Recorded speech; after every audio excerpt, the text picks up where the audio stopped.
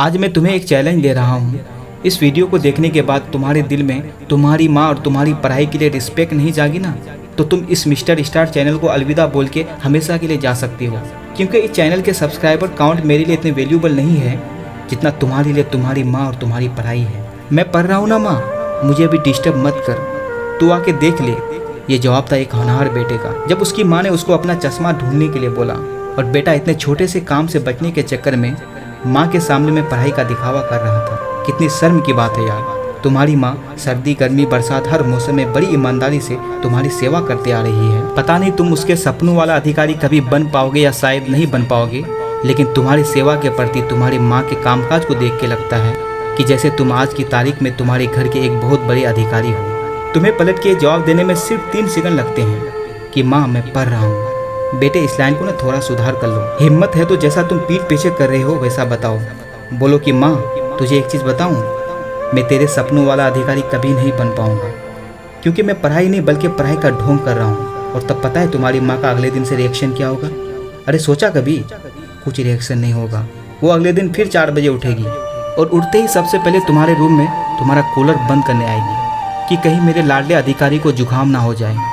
कितनी शर्म की बात है। तुम्हारे स्कूल के टेस्ट तो साल में 10 बार होते होंगे, लेकिन तुम्हारी माँ का इम्तिहान रोज होता है। जब उसको छोटे छोटे कामों के लिए जवाब सुनने को मिलता है कि माँ अभी मैं पढ़ रहा हूँ, अरे बोल दे कि ढोंग कर रहा हूँ। माँ मैं पढ़ रहा हूँ, अरे बोल दे कि देख रहा हूँ किस किसने मेरा स्टेटस देखा। माँ मैं पढ़ रहा हूँ, अरे बोल दो अधिकारी साहब कि तुम किताब को सामने रख के मधुर सपनों में खोए हुए हो। तो तुम्हारी माँ के सपने सिर्फ और सिर्फ तुम्हारी सफलता तक ही सीमित होकर रह गए। अगर वो खाना बनाती है तो भी यही सोचती है कि पिछले हफ्ते लाडले का पेट खराब हो गया था, अब कहीं ना हो जाए। जब बगल वाली आंटी का लड़का तुमसे 2 नंबर भी ज़्यादा लाता है तो तुम्हारी माँ सबसे ज़्यादा खुद को कोसती है कि अगर मैं अपने लाडले को बादाम पिछले मन से ही देना चालू कर देती तो शायद आज मुझे खुद अपने बच्चे के सामने उसके बच्चे की बुराई ना करनी पड़ती। अरे तुम तो स्कूल में जाके रिपोर्ट हो जाते हो, कल की टेस्ट में क्या हुआ था भूल जाते हो, लेकिन तुम्हारी माँ तुम्हारी फ्यूचर की टेंशन में फंसती जाती है।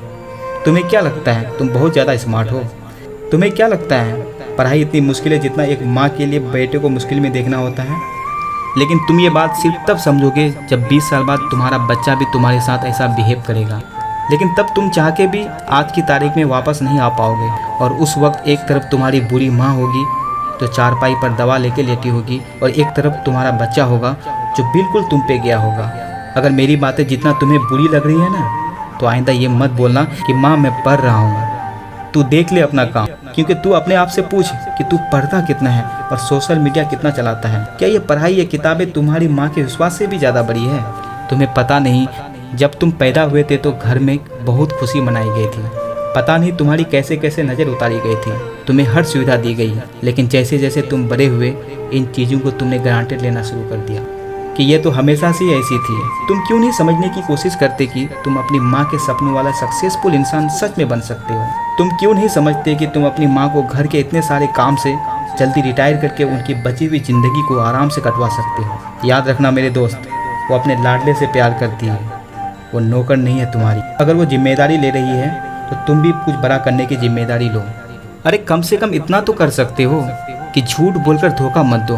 हर एक सक्सेसफुल इंसान के पीछे एक औरत का हाथ होता है, और वो हाथ है तुम्हारी माँ का, जिसका खून तुम्हारे शरीर में दौड़ रहा है। उसको कभी फीका मत पड़ने देना। और हाँ, इस वीडियो को हर एक उस हिंदुस्तानी स्टूडेंट के पास शेयर करना जिसको आप सक्सेसफुल देखना चाहते हो सकता है वो अपने माँ के सपनों को पूरा कर पाए। जय हिंद, जय भारत।